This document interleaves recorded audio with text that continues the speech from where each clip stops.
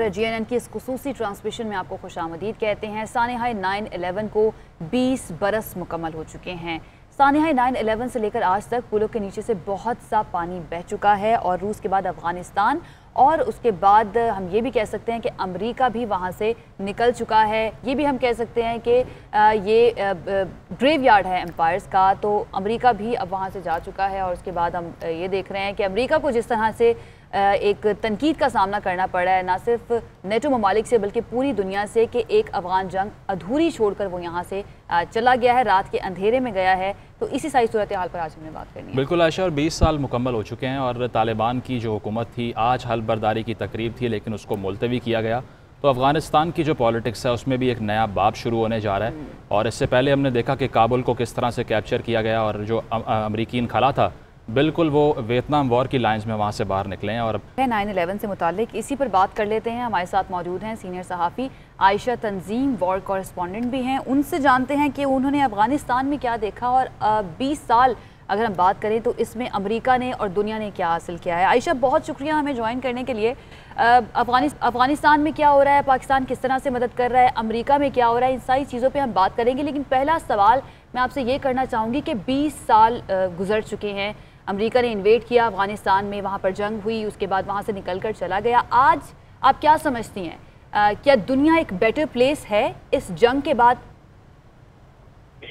देखिए, ये तो आप किसी एनालिस्ट से सवाल पूछे, मैं तो सिर्फ रिपोर्ट आपको सिर्फ ये बता सकती हूँ कि एज ए रिपोर्टर आपका तज्जिया जानना चाह रही हूँ ना, कि आपने अभी तक जितना कवर किया, अभी तक जितना देखा है आप। देखिए, ये एक बहुत हाइपोथेटिकल सवाल है कि दुनिया बेहतर है या दुनिया पहले से बदतर है। अगर बहुत सारे एनालिस्ट ये कहते हैं कि जी तालिबान वापस पावर में आ गए हैं और हम बैक टू स्क्वायर वन में हो गए हैं, लेकिन लोग ये भी कहते हैं कि आज के जो तालिबान हैं उन पे इंटरनेशनल प्रेशर इतना है और कि वो जो है वो एग्जैक्टली 90s के तरीके से हुकूमत नहीं कर पाएंगे। अफगानिस्तान में दाइश भी मौजूद है, अफगानिस्तान में अलकायदा की भी मौजूदगी है।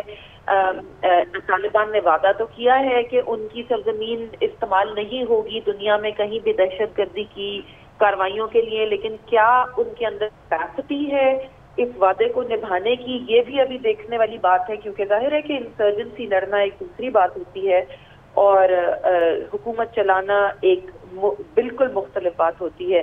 तो अभी इट्स टू अर्ली टू से कि जी तालिबान क्या कर पाएंगे और क्या नहीं कर पाएंगे और क्या वो वादे अपने पूरे कर पाएंगे या नहीं कर पाएंगे।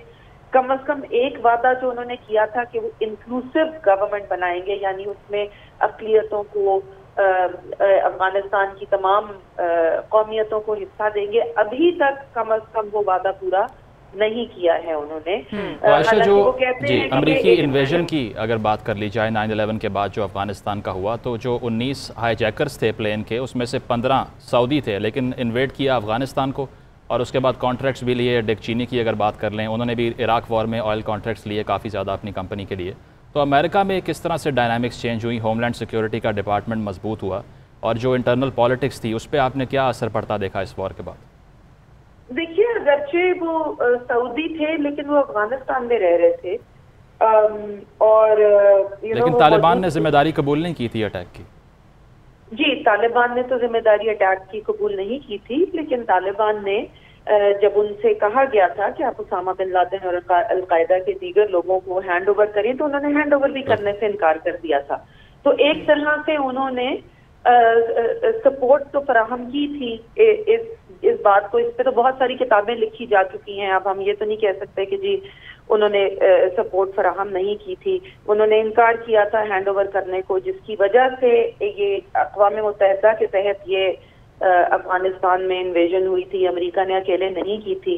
एंड द रीजन वाई अक़वाम मुत्तहिदा के तमाम मुल्कों ने मिलकर की थी। और उस वक्त तो आपको पता है कि तमाम खित्ते के ममालिक भी जो कि अमेरिका के राइवल थे, इवन ईरान ने मदद की थी अमेरिका की। तो अमेरिका के अंदर भी बहुत सारी तब्दीलियां आई हैं, दुनिया के अंदर भी 9/11 के बाद बहुत सारी तब्दीलियां आई हैं। बट अगेन जो है, मतलब जाहिर है होमलैंड सिक्योरिटी का डिपार्टमेंट अमेरिका में भी बना है और भी बहुत सारे मुल्कों में बना है।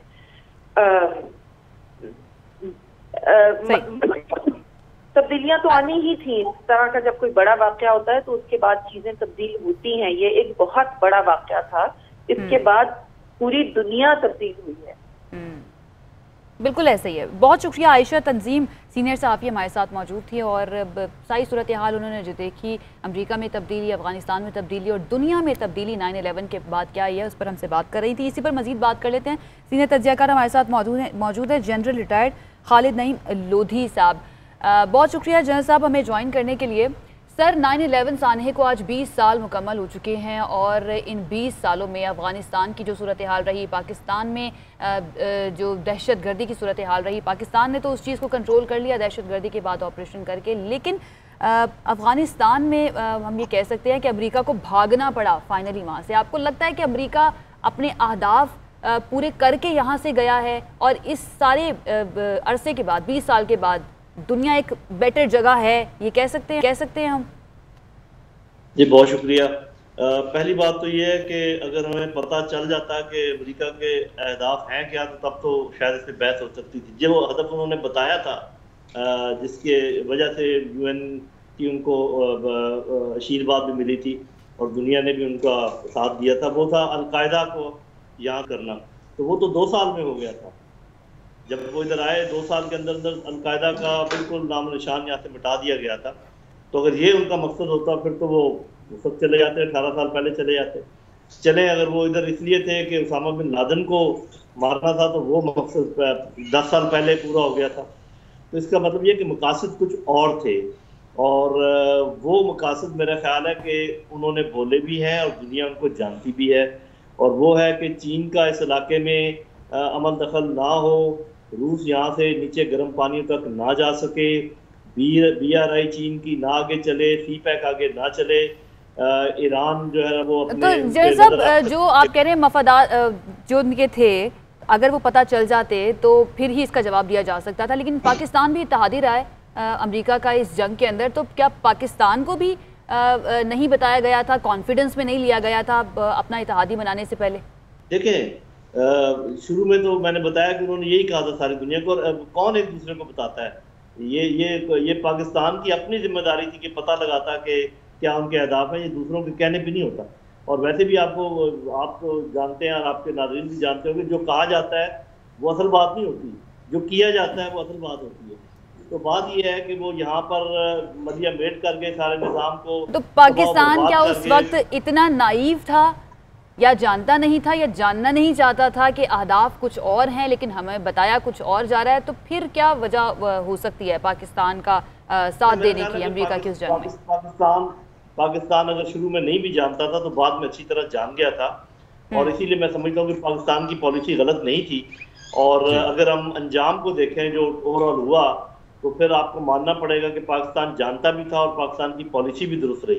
ठीक है जनरल साहब, आप साथ मौजूद रहिए। रुस्तम शाह मेहमद साहब ने भी हमें ज्वाइन किया है, साबिक अफगान सफ़ीर हैं, तजिया निगार हैं। सर बहुत शुक्रिया आपके वक्त का। बताइएगा अफगानिस्तान की जो इस वक्त सूरत हाल है और जो तालिबान रजीम है उस पर तनकीद ये की जा रही है कि वो 90s की तर्ज पे ही रूल करने जा रही है, उतनी ही रिग्रेसिव है। आप बाय करते हैं इस आइडिया को? देखिए 20 साल जो अमेरिका का कब्ज़ा रहा, उस वक्त तो किसी ने उंगली नहीं उठाई कि अमेरिका क्या करता रहा है, क्या जुल्म करता रहा है, कितने लाखों लोग जो हैं इस लड़ाई में मारे गए। सेंसलेस लड़ाई जिसका कोई जवाज़ नहीं था, जिसकी कोई ज़रूरत नहीं थी, एक ऐसा कॉन्फ्लिक्ट जो इम्पोज़ किया गया और जिसके नतीजे में तबाही हुई अफ़गानिस्तान की भी और ख़ित्ते के ममालिक की भी।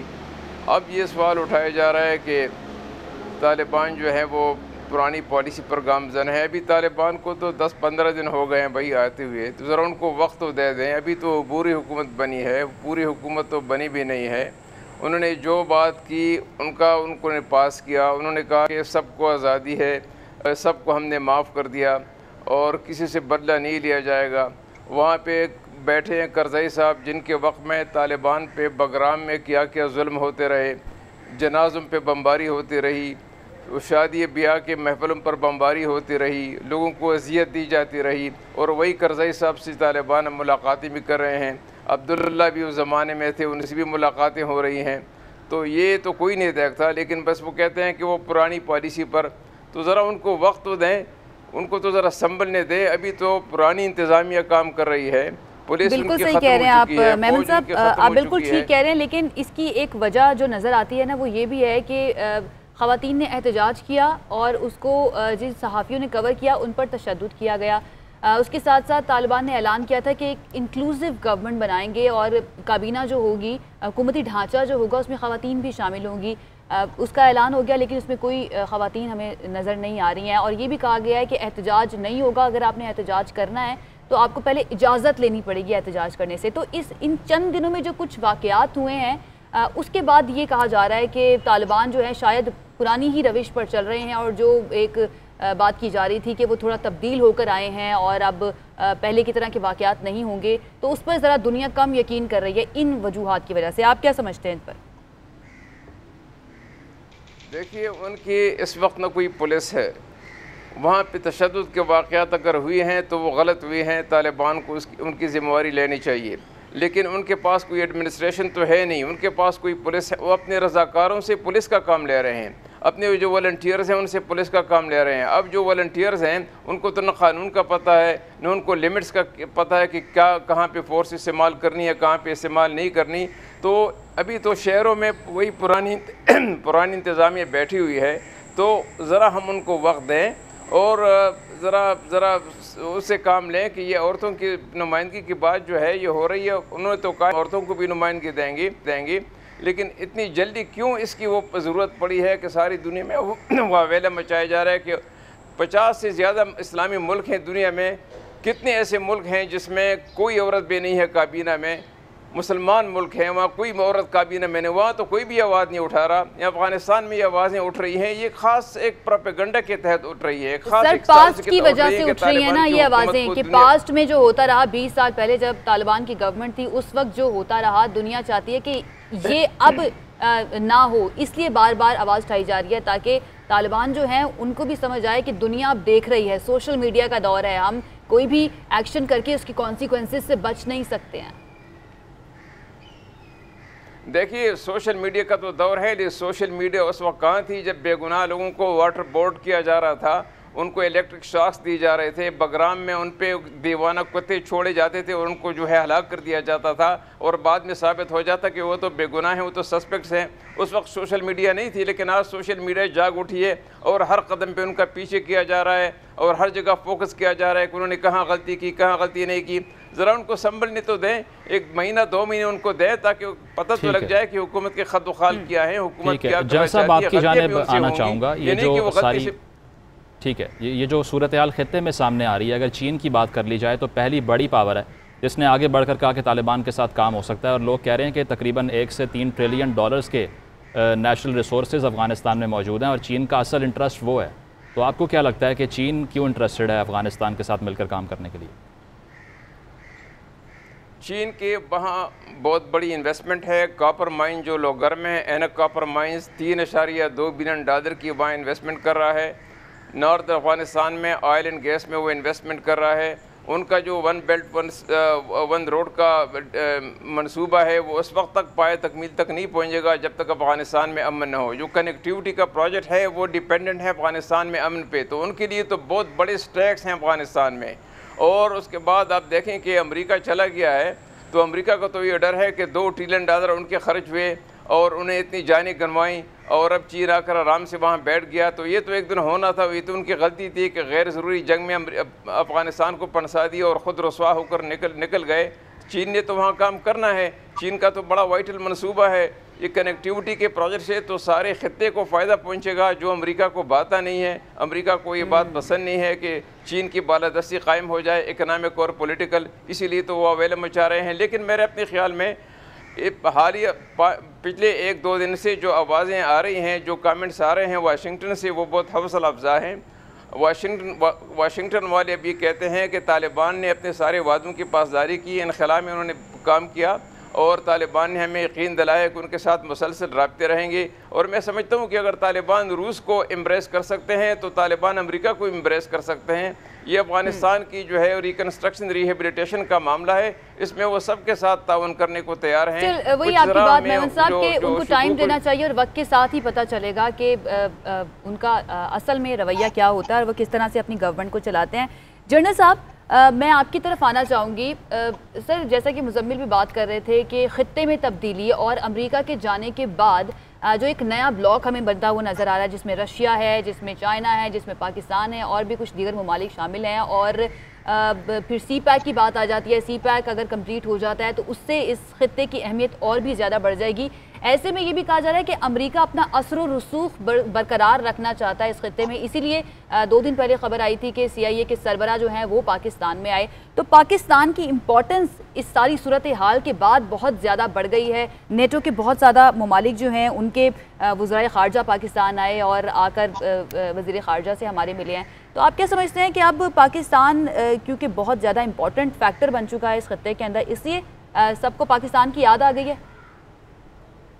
जी बहुत शुक्रिया। ये तो बार बार हुआ है, पाकिस्तान की याद उनको हर उस वक्त आ जाती है जबकि उनको पाकिस्तान की ज़रूरत होती है। ये तो पाकिस्तान की लीडरशिप को समझने की बात है कि क्या हर बार जब वो अपना काम निकालने के लिए हमारे पास आए तो क्या हर बार हमें उनकी बात मान लेनी चाहिए। अभी जो जिस खित्ते की आपने बात की जो अपने नेचुरल डायरेक्शन में बढ़ रहा है, जिसमें कि ये जिसका अपने ब्लॉक ना भी हो, आप ये समझें कि हम ख्याल कंट्री ऐसे कंट्री जो एक दूसरे की मदद कर सकते हैं, ये हमारा नेचुरल अलायंस बनता है, ये हमारा नेचुरल इकोनॉमिक ब्लॉक बनता है, ये हमारा नेचुरल पॉलिटिकल आप समझें कि एक बनता है। SCO के अंदर बने या जैसे भी बने, तो पाकिस्तान को चाहिए कि इस दाव में बार बार ना आए। देखिए, एक बार आप डसे जाते हैं, दूसरी बार डसे जाते हैं, बार बार दोबारा उसी बिल से सांप निकल के आपको डस ले तो फिर तो बेवकूफ़ी की इंतहा है। और मेरा नहीं ख्याल कि पाकिस्तान ऐसी कोई बात मानेगा।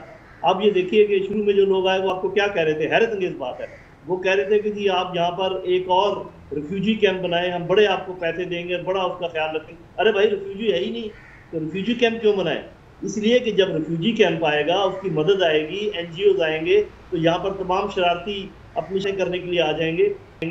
तो मेरा अपना ख्याल ये है कि जो हमने मादी में किरदार देखा है अमेरिका का और उसके हवारियों का इस खित्ते में, उनको हम जितना दूर रखें इस खित्ते से उतना हमारे लिए बेहतर होगा, उतना इस खित्ते के लिए बेहतर होगा।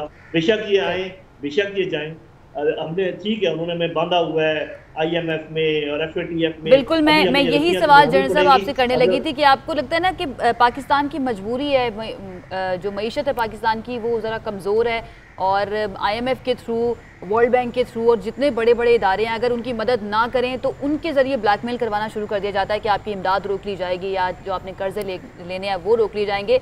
तो आपको लगता है कि पाकिस्तान को सबसे पहले अपने कदमों पर खड़ा होने की ज़रूरत है, अपनी मईशत को बहुत ज़्यादा स्ट्रॉन्ग करने की ज़रूरत है ताकि किसी पर भी डिपेंडेंट ना रहे और आपकी अपनी मईशत जो है वो इतनी स्ट्रॉन्ग हो कि वही आपको आगे लेकर जाए और इन गैर ज़रूरी मसलों में, गैर ज़रूरी जंगों में ना पड़ना पड़े? ये आप ठीक कह रही हैं, लेकिन इसके लिए ज़रूरी है कि पहले ये पता लगाया जाए कि जो लोग बग़ैर हमारी मदद करने की कोशिश कर रहे हैं वो हर गुजरते साल के बाद हमारे हालात बेहतरी की तरफ जा रहे हैं या मज़ीद अबतरी की तरफ जा रहे हैं।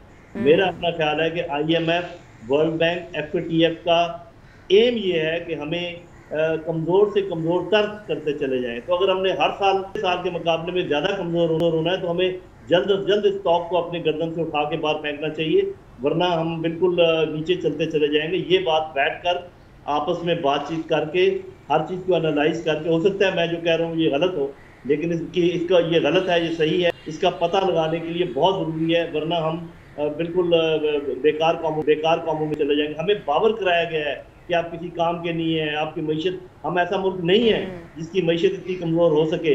आप हमारे जोग्राफिया देखें, आप हमारे लोग देखें, तो ये नामुमकिन है कि हम इस हालत में हो जिसमें हम हैं। हमें इसमें लाया गया है। जब तक ये बात हम नहीं समझेंगे, मेरा ख्याल है कि हम कमज़ोर से कमज़ोर होते चले जाएंगे। ठीक है, लेकिन अगर हमारे मुल्क की बहुत है। अफ़गान पॉलिसी की अगर बात कर ली जाए तो 90s में नॉर्दर्न अलायंस बनता है और उसको निगेट करने के लिए हम लोग जो हैं वो तालिबान की तरफ अपना पलड़ा उसमें वेट डालते हैं और स्ट्रेटेजिक डेप्थ की पॉलिसी पाकिस्तान ने फॉलो की थी 90s में। आपको लगता है कि वो पॉलिसी बेहतर थी या जो अब न्यूट्रलिटी की पोजीशन है ये बेहतर है? जी, ये स्ट्रेटेजिक पॉलिसी की डेप्थ वाली जो बात है ये बिल्कुल झूठ है। मैं खुद जनरल रहा हूँ, मैं पढ़ाता रहा हूँ स्ट्रेटजी, मैं पढ़ता रहा हूँ स्ट्रेटजी। कभी हमें नहीं बताया गया कि अफगानिस्तान पाकिस्तान की स्ट्रेटेजिक डेप्थ है। ये हमारे दुश्मनों ने बनाई थी, ठीक है, हमारे आर्मी चीफ ने एक बात की थी, जिसका ये मतलब हरगिज़ नहीं है कि ये हमारा कोई असूल था। असल में पाकिस्तान डेप्थ है अफगानिस्तान की। आप मुझे ये बताएं, हमारे लोग जाते हैं वहाँ इलाज कराने या वो लोग आते हैं यहाँ इलाज कराने? हमारे लोग जाते हैं वहाँ तालीम हासिल करने या वो लोग आते हैं तालीम हासिल करने? हमारे रिफ्यूजीज उधर जाते हैं या वो रिफ्यूजीज इधर आते हैं? तो आप तो बेटे नौजवान हो, हर चीज़ को समझते हो, ये कहाँ से आपने अपने दिमाग में ये डाल लिया कि स्ट्रेटेजिक डेप्थ अफगानिस्तान है हमारी? सर 90s की बात कर रहा हूँ, 90s में हम लोग एंडोर्स करते रहे हैं इस चीज़ को कि ये एक इंस्ट्रूमेंटल रोल प्ले कर सकती है वो टेरिटरी हमारे लिए, अगर इंडिया इधर से पुश करता है तो। ये झूठ है, ये तूफान है, कभी नहीं पढ़ाया गया हमारे किसी भी इंस्टीट्यूशन में। ये गलत चीज़ थी जो आर्मी चीफ ने एक जुमला कह दिया, उसको सब लोगों ने लेके पकड़ लिया और उसके पीछे लग गए। कम से कम आप अपने ज़हन से काम लें। जो मैं बातें कह रहा हूँ आप मुझे बताएं कि डेप्थ हम है अफगानिस्तान की या डेप्थ अफगानिस्तान? सर आपका सिर्फ तज्जिया जानना चाह रहे थे ना इस सारी सिचुएशन पे, आपका सिर्फ तज्जिया जानना चाह रहे थे। मेमन साहब आपसे अब मैं थोड़ा सा आगे बढ़ते हैं और सवाल कर लेते हैं। ग्रेव यार्ड ऑफ एम्पायर्स कहा जाता है अफगानिस्तान को, आपको क्या लगता है ऐसे कौन से ज़मीनी हकाइक हैं जिन्होंने बरतानिया को भी वहाँ से भागने पर मजबूर कर दिया, सोवियत यूनियन को भी वहाँ से भागने पर मजबूर कर दिया, उसके साथ साथ अब अमेरिका भी वहाँ से शिकस्त खाकर भाग गया है। अफगानिस्तान को कभी कोई इस तरह से फतह क्यों नहीं कर पाया, इस तरह की कंट्रीज जो भी यहाँ जिन्होंने भी इन्वेड किया है यहाँ पे? हकाइक क्या है वहाँ के? एक हकीकत ये है कि वहाँ पे जो एथनिक कम्युनिटीज़ हैं उनके बारे में लोगों को बड़ी बदगुमानी होती है। हकीकत यह है कि हर एक ताजिक पहले अफ़गान है बाद में ताजिक है, हर एक तुर्कमन पहले जो है अफ़गान है बाद में तुर्कमन है, हर एक उज़्बक पहले जो है अफ़गान है बाद में उज़्बक है, हर एक बलोच पहले अफ़गानिस्तान के पहले अफ़गान है उसके बाद बलोच हैं या हज़ारा हैं। तो अफ़गान पहले हैं, अपने एथनिक ग्रुप्स के वो बाद में आते हैं। तो अब उनको 1747 में मुल्क बना, 250 साल उनको हो गए आज़ादी के। उनको अपनी आज़ादी से, अपने वतन से प्यार है, मोहब्बत है, इश्क़ है, अटैचमेंट है, इस पे वो कभी कंप्रोमाइज़ नहीं करते। जो भी आए इख्तलाफात अपनी जगह, लेकिन उनका मुकाबला करने के लिए सब मुत्तहिद हो जाते हैं, कोऑर्डिनेशन होती है। फिर भी इख्तलाफात रहते हैं लेकिन उनको वो ठहरने नहीं देते। तो ये वजह है, यही वजह है कि बरतानिया भी वहाँ कदम नहीं जमा सका। सोवियत यूनियन ने उनको तबाह बर्बाद किया लेकिन आखिर में उनको निकलना पड़ा। अमेरिका ने 20 साल की जंग लड़ी लेकिन उनको निकलना पड़ा और रात की तारीकी में सब चले गए और एक तबाहशुदा मुल्क को जो है बाहर लेकिन मेमन साहब ये अफगान फौज तो इनकी अपनी फौज थी, उसमें अफगानी ही शामिल थे, अफगान गवर्नमेंट में अफगानिस्तान के लोग ही शामिल थे। वो क्यों भाग गए एकदम से, सब कुछ छोड़ क्यों दिया उन्होंने कि तालिबान आ गया और ऐसे जैसे प्लेट में रख कर दे दिया है? इस पर भी बात की जा रही है बहुत। वो क्यों इस हुकूमत के लिए लड़े जो अमेरिका की बनाई हुकूमत है? वो तो अफगानों की बनाई हुकूमत नहीं थी, वो तो अमेरिका के ज़ेर असर हुकूमत थी। अमेरिका की ऑक्यूपेशन आर्मी के तहत लड़ रही थी, अमेरिका का कब्ज़ा था। ओवरऑल तो अफगानिस्तान अंडर ऑक्यूपेशन था। वो तो कभी एक को बनाते कभी दूसरे को बनाते, उनका तो कंट्रोल ही नहीं था, उनके तो रेट ही नहीं थी। 50% से कम इलाके पे तो उनकी रेट थी, बाकी सारे इलाकों पे तो तालिबान का कंट्रोल था। तो ऐसे माहौल में उनसे ये तवक्कुर रखना कि अशरफ गनी की हुकूमत को बचाने के लिए अपनी जानें गंवाएंगे, कुर्बानी देंगे, ये तो अबस था। ये तो उन लोगों को जो अफ़गानिस्तान को थोड़ा बहुत जानते, उनको इल्म था कि ये फ़ौज जो है ये नहीं लड़ेगी, अशरफ गनी की हुकूमत को बचाने के लिए नहीं लड़ेगी, इस सिस्टम को बचाने के लिए नहीं लड़ेगी। रुस्तम साहब, अगर चीन की बात कर ली जाए तो उनकी भी काउंटर टेररिज्म पॉलिसी है। ज़िनजियांग रीजन में जो एटम तंजीम है ईस्ट तुर्किस्तान इस्लामिक मूवमेंट, उससे लड़ता रहा है चीन और अब तालिबान को भी बावर करवाया कि उसको सपोर्ट ना किया जाए। तो आपको लगता है कि एटम को लेकर जो चीन की पॉलिसी है तालिबान भी पासदारी करेगा उसकी? देखिए, तालिबान की हुकूमत में एक जो दुनिया को जानना चाहिए वो ये है कि तालिबान स्ट्रिक्टली एक शरिया इन्फोर्समेंट मूवमेंट है अफ़गानिस्तान के अंदर।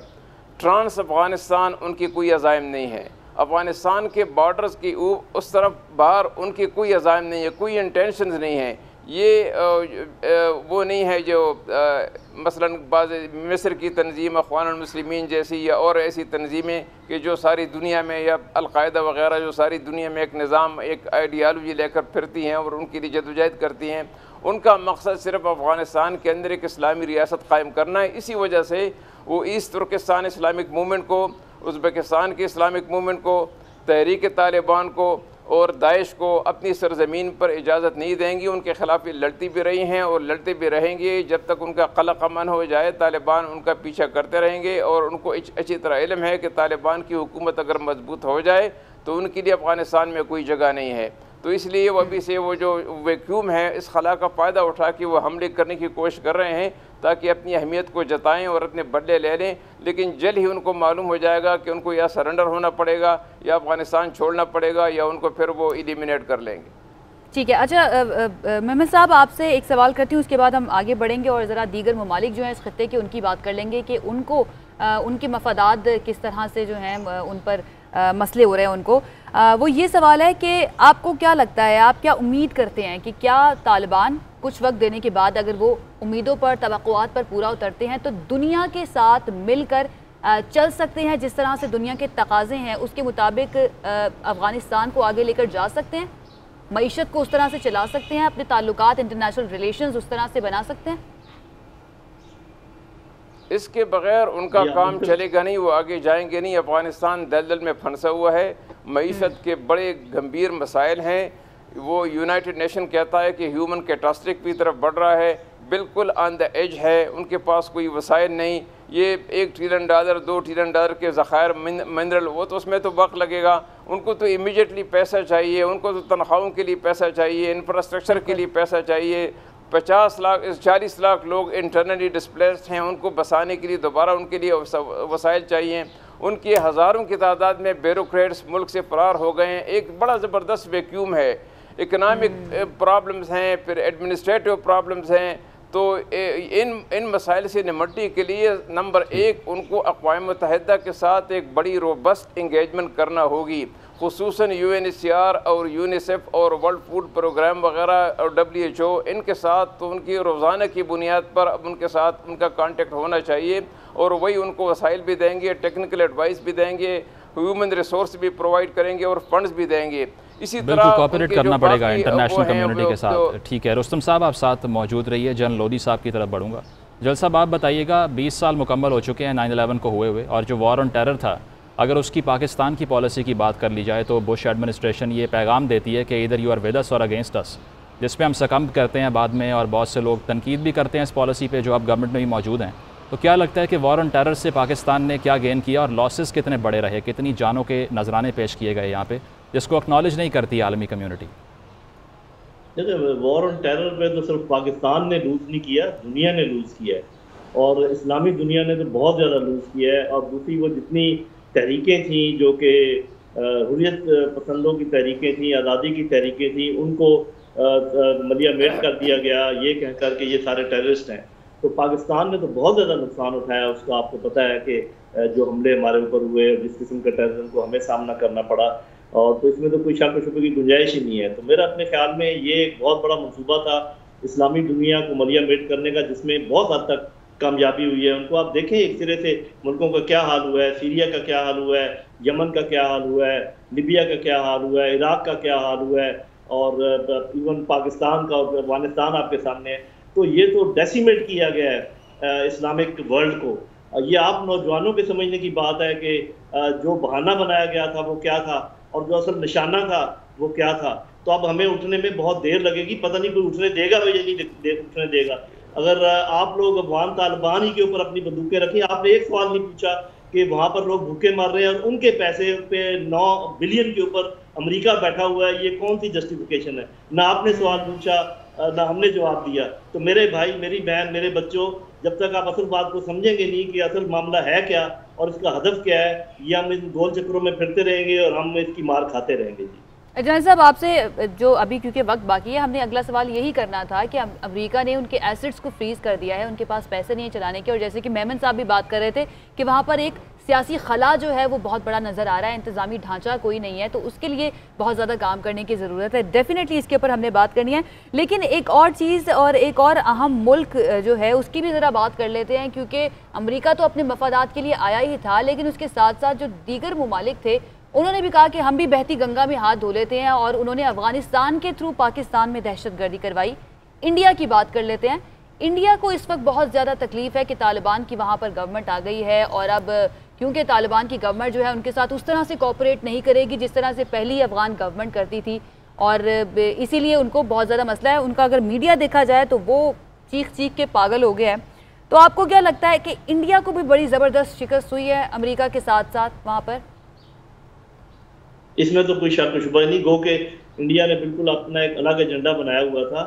अमेरिका तो जिस काम के लिए आया था वो हो ही रहा था। मैंने बताया वो चीन को रोकना चाहता था, रूस को रोकना चाहता था।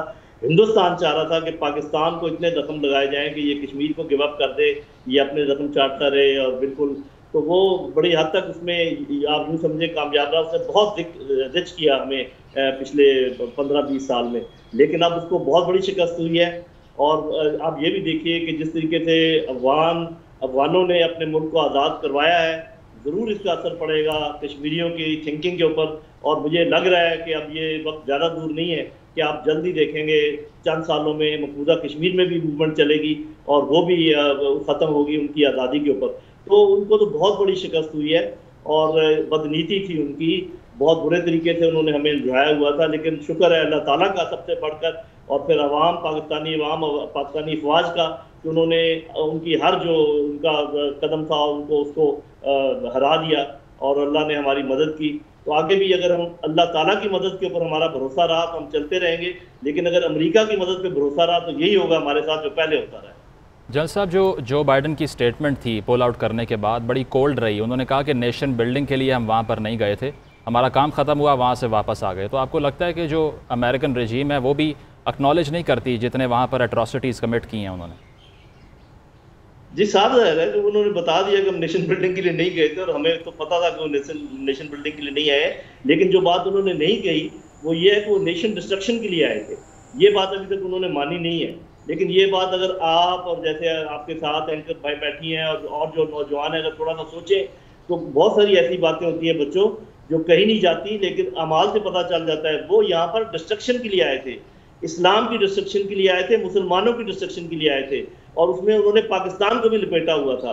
तो जब तक आप ये बुनियादी बात नहीं समझेंगे, आप बाकी एनालिसिस करते रहेंगे, आप इधर की उधर बातें होती रहेंगी।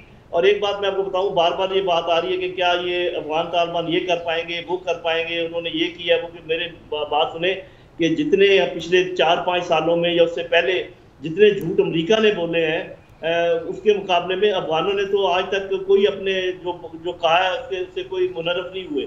जो कुछ कहते गए हैं वो करते गए हैं। इराक में क्या किया अमेरिका ने, और जो वादे किए अमेरिका ने, 1500 वादे किए। ईरान के साथ जो मुआहदा किया था उससे फिर गया। इवन जो यूरोप के साथ तजारत का मुआहदा किया था उससे फिर गया। तो आपको ये तो नजर आना चाहिए कि झूठा कौन है, सबसे बड़ा झूठा कौन है दुनिया में, और अपनी बातों से फिरता कौन है, और कौन अपनी बातों पे कायम रहता है, ताकि आपको ये पता चले कि सवाल उनसे करना है या इनसे करना है। जनरल साहब, यही जानने के लिए, यही समझने के लिए, क्योंकि आप हमारे बड़े हैं, एक्सपीरियंस है, यही जानने के लिए हमने आपको आज यहाँ पर बुलाया है, ताकि हम भी समझ सकें, अपने नाज़रीन को भी समझा सकें कि आखिर हुआ क्या है। लेकिन वही सवाल मेरा फिर यही है कि सब नज़र आ रहा है, हमें भी पता है कि किसने झूठ बोला, कौन धोखा देता है, एड की बुनियाद पर अगलों को ब्लैकमेल करता है, अगले मुल्कों को। तो क्या पाकिस्तान, वही शुरू में जो सवाल किया था, इतना नाइव था, इतना बेवकूफ़ था कि पता है उसको कि वो झूठ बोल रहा है और हमें ब्लैकमेल कर रहा है, उसके बावजूद उसका इत्तेहादी बनना जो है वो मजबूरी बन गया? जी देखें, बात यह है कि हर चीज़ अपने नताइज से समझने की कोशिश करनी चाहिए। नतीजा क्या निकला है आज? नतीजा ये निकला है कि अमेरिका यहाँ से मायूस वापस गया है। नतीजा ये निकला है कि इंडिया को बहुत बड़ी शिकस्त हुई है। तो पाकिस्तान जो कह रहा था, जो कर रहा था, उस पर आपको एतमाद होना चाहिए कि वो बिल्कुल ठीक कर रहा था, वरना इतनी बड़ी शिकस्त हिंदुस्तान को ना होती। अमेरिका को तो छोड़ेंगे, तो अफगान तालिबान ने उनको शिकस्त दी है। हमने हिंदुस्तान को इस इलाके में उनके जितने अज़ाइम थे उनको मलिया मेट किया है, उनको शिकस्त दी है। लेकिन सर, कुर्बानियां भी तो दी हैं पाकिस्तान ने। 80,000 मासूम जाने जो हैं वो भी तो गई हैं ना, इस गलती की वजह से कह लें या उन पे भरोसा करने की वजह से। 80,000 जाने जो है उनका भी तो जवाब किसी को देना चाहिए ना फिर। जी, जब आपका मुकाबला अपने से 10 गुना बड़े मुल्क से हो, 5 गुना बड़ी फौज से हो, इतने बड़ी इकॉनमी से हो, तो मेरी बेटी ये आपको कुर्बानियाँ देनी पड़ती हैं। अगर आप ये चाहें कि आज़ादी भी कायम रहे और कुर्बानियाँ भी ना दें, ये मुमकिन नहीं। ठीक है जनरल साहब, आप साथ मौजूद रहिए। रुस्तम साहब, आपकी जानिब आना चाहूँगा। अगर पंजशेर वैली की बात कर ली जाए तो अहमद शाह मसूद का वाक़या में याद है 90s में किस तरह से होल्ड किया उन्होंने तालिबान के अगेंस्ट इस सारी वैली को। इस मरतबा वो फॉल कर गई है और उनके बेटे जो वहाँ पर मौजूद थे ये भी कहा जा रहा है कि बहुत करीब पहुँच चुके हैं, कैप्चर कर चुके हैं उस जगह को तालिबान। तो क्या देख रहे हैं कि जो रेजिस्टेंस वहाँ पर रही है इस मरतबा वो कितनी मुख्तलिफ थी 90s से, और क्या वजूहत थी कि जल्दी इस दफ़ा फॉल किया है वो? उस ज़माने में ये था कि उनको ताजिकिस्तान से मदद मिल रही थी और ताजिकिस्तान तक का बॉर्डर जो है वो तालिबान के कंट्रोल से बाहर था। बॉर्डर क्रॉसिंग भी तालिबान के कंट्रोल से बाहर था, उनकी सप्लाई जारी थी और पॉलिटिकल लोगों की बाज़ नेबरिंग कंट्रीज़ की सिंपैथी भी उनको हासिल थी और अमेरिका भी उनको जो है वो कुछ न कुछ वो प्रोवाइड करता रहा। तो वो इस उम्मीद में थे कि ये लड़ाई जारी रहेगी और वहाँ चूँकि जो गॉर्जेस हैं, नैरो गॉर्जेस हैं, उनको डिफेंड करना बहुत आसान है, उन पे हमला करना बहुत मुश्किल है। हमला आवर के लिए बहुत ही ज़्यादा कुर्बानी देनी पड़ती है, बहुत सफरिंग उनको, बहुत ज़्यादा लोग उनके ज़ाय होते हैं क्योंकि वो पहाड़ों के ऊपर चोटियों में वो छुप जाते हैं, वहीं से फायर करते रहते हैं। जो भी नीचे फौज जा रही होती है, सिपाही जा रही होते हैं, उनके लिए बड़ा मुश्किल है अपने आप को डिफेंड करने की। उन्होंने अपने जोग्राफिया का फ़ायदा उठाया। इस वक्त वहाँ वो सूरत हाल नहीं है। इस वक्त ताजिकिस्तान के साथ कोई रवाबत उनके नहीं है, कोई ज़मीनी राब्ता नहीं है। सारे बॉर्डर क्रॉसिंग पे तालिबान का मुकम्मल कब्ज़ा हो चुका है, लोग मासूर हो चुके हैं। वहाँ जो है अशियाई खुदनोश की कमी है और सारे अफ़गानिस्तान पे चूँकि कब्ज़ा हो गया, कोई मलेशिया नहीं रहा, कोई वारलॉर्ड नहीं रहा, तो लोग अब ये समझने लगे हैं कि ये राइटिंग ऑन द वॉल है, तालिबान का सारे अफ़गानिस्तान पे कब्ज़ा हो गया, कोई इनको चैलेंज करने वाला नहीं, कोई इनको वो कन्फ्रंट करने वाला नहीं है, तो वो लोग अब मुकाबला नहीं कर सकते। अहमद शाह मसूद के दो भाई आपको मालूम है कि इस्लामाबाद आए थे, पाकिस्तानी हुकाम से उनकी बातचीत भी हुई, जिसका मकसद ये है कि वो अहमद मसूद के साथ वो इस मामले में शरीक नहीं है। अहमद मसूद बिल्कुल अकेला है, उनके साथ सिर्फ अमरुल्लाह सालेह है। तो अहमद मसूद और अमरुल्लाह सालेह के कहने पे वहाँ पे लोग अपनी मज़ीद जाने नहीं गंवाएंगे। तो मैं समझता हूँ कि ये थोड़ी सी वक्त की बात है। पंजशेर एक बहुत छोटी सी जगह है, तालिबान को के लिए उनको जहर करना कोई ज़्यादा मुश्किल काम नहीं है। रुस्तम साहब, अगर पावर की बात कर ली जाए तो वो तो जी तालिबान की जानिब से पावर सीज़ कर ली गई है, लेकिन उसको चलाना बड़ा क्वेश्चन है। ब्यूरोक्रेसी के बगैर कोई गवर्नमेंट फंक्शन नहीं करती। आपको लगता है कि तालिबान के पास जो ब्यूरोक्रेसी रिक्वायर्ड है गवर्नमेंट चलाने के लिए वो मौजूद है, और जो अमेरिकी हथियार वहाँ पर मौजूद हैं, जो आर्टिलरी अमेरिकन छोड़ कर गए हैं वहाँ पर, उसको ऑपरेट कर सकते हैं तालिबान आगे बढ़कर अपने डिफेंस को मजबूत करने के लिए? उनको शायद इसकी ज़रूरत नहीं पड़ी क्योंकि बहुत मुद्दत के बाद अफ़गानिस्तान में किसी सूरत हाल पैदा हो गई है कि तालिबान की हुकूमत कोई चैलेंज करने वाला, उनको कन्फ्रंट करने वाला कोई भी नहीं है। सारे वारलॉर्ड भाग चुके हैं और सारा अफ़गानिस्तान उनकी कंट्रोल में है। ये पहली मरतबा हुआ है बहुत सालों के बाद कि एक ऐसी हुकूमत आई है जिसकी रेट सारे अफ़गानिस्तान में आहिस्ता आहिस्ता कायम हो जाएगी। लेकिन ये जो आपने कहा, ये एक बहुत बड़ा चैलेंज है, ये बड़ा मसला है। एक तरफ इकानमी बैठ गई है, कोलैप्स कर गई है, करेंसी जो है वो बिल्कुल कोलैप्स कर गई है, ब्यूरोक्रेसी जो है वो ब्यूरोक्रेट्स जो हैं वो अक्सर भाग गए हैं और वहाँ पे एक एडमिनिस्ट्रेटिव वैक्यूम पैदा हो गया है। ये एक मसाइल बहुत गंभीर हैं। उनसे निपटने के लिए जैसे मैंने अर्ज़ किया कि सबसे पहले उनको यूनाइटेड नेशंस की मदद हासिल करनी होगी और उसके बाद उनको अमेरिका से बात करके अपने जो $9 बिलियन हैं उनको छुड़ाना होगा ताकि मुल्क अपने पैरों पे, अपने टांगों पे खड़ा हो सके। क्योंकि इस वक्त जो है वो लोगों को 3-3, 4-4 महीने की तनख्वाहें नहीं मिली हैं। जो लोग काम कर रहे हैं वो भी बग़ैर तनख्वाह के काम कर रहे हैं। तो इस वक्त बड़े बड़े बड़े चैलेंजेस का सामना है तालिबान हुकूमत को। एक तरफ तो वहाँ गुर्बत है, दूसरी तरफ इस साल जो है वो क़ैद का सामना है क्योंकि 40% गंदम की पैदावार कम हुई है, वहाँ पे ड्राउट रहा है, फिर पेंडेमिक ने रही सही कसर भी पूरी कर दी। तो ये सारे मसाइल इकट्ठे हो के तालिबान के लिए एक बड़ा ह्यूज चैलेंज बन गया है कि और गवर्नेंस के वो तजुर्बा भी उनका नहीं है। उनका थोड़ा बहुत तजुर्बा इसलिए है कि जिन इलाक़ों पे उनका कंट्रोल था, जिन 50% इलाक़ों पे उनका कंट्रोल था, वहीं पे उनकी शुरा थी और शेडो गवर्नर थे और वही एडमिनिस्ट्रेशन चला रहे थे, टैक्स भी कलेक्ट कर रहे थे और ये सड़कों का निज़ाम, स्कूलों का निज़ाम, अस्पतालों का निज़ाम भी चला रहे थे। उनको वो तजुर्बा तो है, लेकिन गवर्नेंस के जो बड़े इश्यूज़ हैं नेशनल लेवल पे उनके पास कोई तजुर्बा नहीं है। सही। अच्छा जनरल साहब, अब पाकिस्तान की जानिब से जो इमदाद भी भेजी जा रही है और सपोर्ट भी किया जा रहा है कि किस तरह से, क्योंकि शौकत तरीन साहब जो है हमारे वज़ीर ख़ज़ाना, उन्होंने कहा था कि इंतज़ामी उमूर चलाने के लिए हो सकता है कि पाकिस्तान से भी चंद लोगों को अफ़गानिस्तान भेजा जा सके। पाकिस्तान इस पोजीशन को किस तरह से फिर जस्टिफाई करेगा दुनिया में, क्योंकि एक तरफ पाकिस्तान कहता है कि हम बिल्कुल न्यूट्रल हैं, हम किसी का साथ नहीं दे रहे, और दूसरी तरफ अफ़गानिस्तान को जिस तरह से वो इमदाद भी भेज रहा है या ये भी कहा जा रहा है कि लोगों को भेजा जाएगा, तो जस्टिफाई किस तरह से करेंगे? देखिए, पहली बात तो ये है कि जब हम अफगानिस्तान से डील कर रहे हैं तो हम अफगानों से डील कर रहे हैं, अफगानिस्तान एज ए कंट्री से डील कर रहे हैं, हम कोई अफगान तालिबान से डील नहीं कर रहे। तो मेरा अपना ख्याल ये है कि अगर आप वहाँ मदद करते हैं, खुराक भेजते हैं, तो वहाँ भूखे अफगान भाइयों के लिए खुराक भेज रहे हैं। अगर आप उनकी गवर्नमेंट अगर वो, क्योंकि आप उनको तो तायद हासिल है अक्सरियत अवाम की, अक्सरियत की, इसमें तो कोई शक आपको नहीं होना चाहिए, वरना इतनी बड़ी तहरीक कामयाब नहीं हो सकती। और जिस तरीके से ये शहर बारी बारी गिरे हैं, ये हो नहीं सकता था अगर वहाँ के अवाम की तायद। तो ये बात आप मेरी नोट कर लें कि ओवरवेलमिंग तायद अवाम की उनको मुयसर है। ये जो आपको खबरें मिलती हैं काबुल से, जो कि एक आर्टिफिशियल आप समझे कि उन्होंने शहर बनाया हुआ था जहाँ से दुनिया भर के लोग आए हुए थे, सारी खबरें आपको मुझे वहाँ से मिलती हैं। वहाँ के लोग खुश नहीं है, वहाँ बाकी मामला ऐसे नहीं है। मेरा ख्याल है कि पाकिस्तान और पूरी दुनिया भी ये चाहेगी कि उनकी मदद की जाए ताकि वहाँ पर कोई खराबी ना हो। पाकिस्तान जो भी मदद कर सकता है करनी चाहिए, उनकी ऑर्गेनाइजेशन ठीक करने के लिए। अगर उनके बैंकिंग सेक्टर में हम कर सकते हैं, कॉर्पोरेट सेक्टर में हम कर सकते हैं, कंस्ट्रक्शन सेक्टर में हम कर सकते हैं। और मेरा ख्याल है कि हम तो खामखा की देर लगा रहे हैं। देखिए, मानना या ना मानना एक अलग बात है, लेकिन अफगान भाइयों की मदद करना ये तो हमारा वलीन फर्ज है, सबसे लंबी तराद हमारी है, सबसे नज़दीकी मुल्क हम है। तो मेरा ख्याल है इसमें तो हम देर कर रहे हैं, और हमें इस बात की परवाह नहीं होनी चाहिए कि दुनिया क्या कहेगी। दुनिया को तो हम कभी भी कुछ नहीं कर सकते।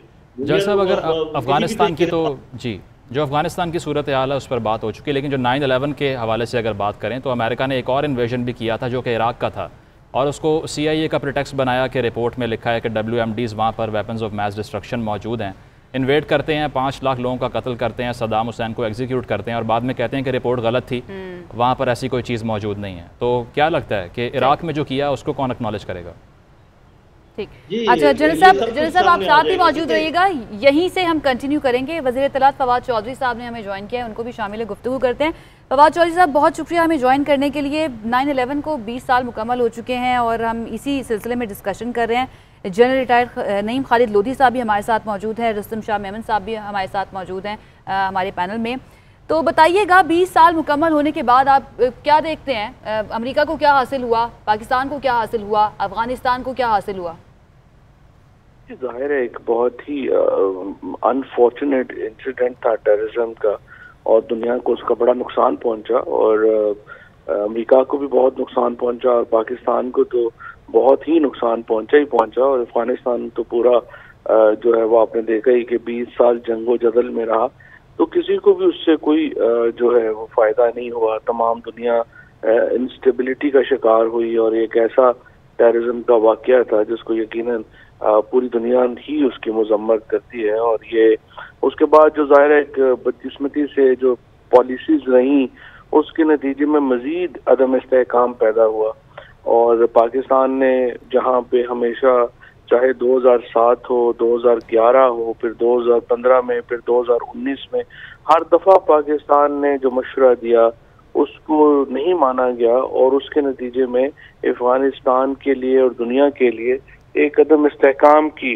फ़ज़ा जो है वो पैदा हुई। और अब जहाँ पे हम खड़े हैं वहाँ पर भी जाहिर है कि अभी भी इस्तेहकाम नज़र नहीं आ रहा, और अगर दुनिया ने इसको केयरफुली ट्रेड ना किया और दोबारा पाकिस्तान की जो हम कोशिश कर रहे हैं उसको दोबारा जो है वो ध्यान ना दिया गया, तो एक और लंबी जंग जो है वो फिर हमारा इंतज़ार कर रही है। फवाद चौधरी साहब, जो 80s के बाद अफगान वॉर ख़त्म होती है और पाकिस्तान में रेफ्यूजी क्राइसिस बढ़ता है, जहाँ पर रेफ्यूजीज़ आते हैं, क्लैशनिकोव आती है और वेपनाइजेशन होती है, कुछ लोगों का अब कंसर्न है कि दोबारा से इन्फ्लक्स ना बढ़ जाए कहीं रेफ्यूजीज़ का, तो आप उनको क्या इंश्योर करवाएंगे? हमारे बॉर्डर पे सिचुएशन क्या है? तो सिचुएशन अंडर कंट्रोल है, और अभी जो है कोई रेफ्यूजी क्राइसिस नहीं है, और उसकी बड़ी वजह यह है कि अफगानिस्तान में जो तब्दीली आई है उसमें खून नहीं बहा, और ज़्यादातर एक ब्लडलेस तब्दीली आई है जो बड़ी खुश आइंद भी है, और उसमें जो एक अमन अमान रहा है उसके ऊपर हमें एक इत्मीनान भी है। और ज़्यादातर लोगों को अपने घर बार नहीं छोड़ने पड़े।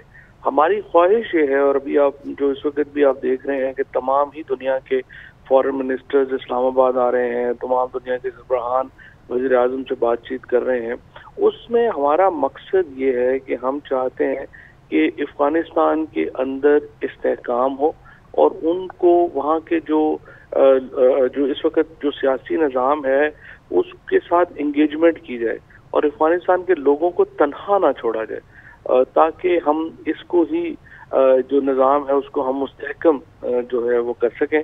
क्योंकि अगर अफ़गानिस्तान में फिर ये निज़ाम मुस्तहकम ना हो सका तो फिर वॉर एरिया बन जाएगा, फिर इसमें टेररिस्ट ऑर्गेनाइजेशंस भी आ जाएंगी और एक नया सिलसिला शुरू हो जाएगा। हम उसको अवॉइड करने के लिए पूरी कोशिश कर रहे हैं जो हम कर सकते हैं। बिल्कुल ऐसे। बहुत शुक्रिया। फवाद चौधरी साहब हमारे साथ मौजूद थे। वक्त बहुत कम रह गया, आखिरी कमेंट पर लेना चाहूँगी रुस्तम शाह मेमन साहब से। मेमन साहब, आखिर में मैं आपसे ये पूछना चाहूँगी कि हम शुरू से ही बात कर रहे हैं कि वहाँ पर गवर्नेंस का मसला है, उनको एक्सपीरियंस नहीं है गवर्नेंस का, कोई इदारा काम नहीं कर रहा है, वक्त उनको दे भी दिया जाता है तालिबान को, तो आपको लगता है कि वो वक्त के साथ साथ इन सारी चीज़ों पर काबू पा लेंगे और बाकायदा एक इंतज़ामी ढांचा बनाने में कामयाब हो जाएंगे अगर दीगर ममालिक भी उनकी मदद करते हैं तो? और अगर हो जाएंगे तो कितना वक्त लग सकता है उनको? देखिए, अगर वो अमन डिलीवर कर लेते हैं और स्टेबिलिटी की तरफ आगे बढ़ते हैं तो मैं समझता हूँ कि यूरोपियन यूनियन भी और अमेरिका भी इस बात पर मजबूर होगा कि उनके साथ काम करें और उनके साथ कोऑर्डिनेशन करें और उनको रिकग्नाइज़ करें। उनके रजीम को लेजिटिमेसी मिल जाएगी तो उनके डॉलर वगैरह रिलीज़ हो जाएंगे। उनको इंटरनेशनल कम्युनिटी के साथ अपने आप को अलाइन करना है। सबक उन्होंने ऐसे सीखे हैं जिनका बार बार वो यादा कर रहे हैं। और सबसे बड़ा सब जो मैंने पहले बता दिया कि उन्होंने कहा कि सब लोगों को माफ़ी है, चाहे उनके मुखालिफिन ही क्यों न हो, चाहे उन पर जुल्म ही क्यों न किया गया हो, उन सबको माफ़ी है। आएँ, जितने ब्यूरोक्रेट्स बाहर चले गए हैं उनके लिए उन्होंने कॉल दी है कि उनको इजाज़त है वापस आएँ, अफ़गानिस्तान की रिकन्स्ट्रक्शन में, रिहेबिलिटेशन में हमारी मदद करें, हमें गाइड करें। तो इन बातों के बाद उनको उन पर भरोसा करना चाहिए, उनको कुछ वक्त देना चाहिए। उन पर भरोसा करना बहुत ज़्यादा ज़रूरी है और हम डिलीवर करेंगे तो ही दुनिया उनका साथ देगी और अवाम भी फिर उनका साथ देगी। बहुत शुक्रिया। रुस्तम शाह मेमन साहब हमारे साथ मौजूद थे। जनरल डाइट नईम खालिद लोधी साहब हमारे साथ मौजूद थे। सानिया 9/11 को 20 साल मुकम्मल हो गए। अफगानिस्तान की सूरत हाल से मुतालिक खुसूसी ट्रांसमिशन का इनेकाद किया गया था JNN की जानिब से। अब तक के लिए इतना ही। देखते रहिए JNN।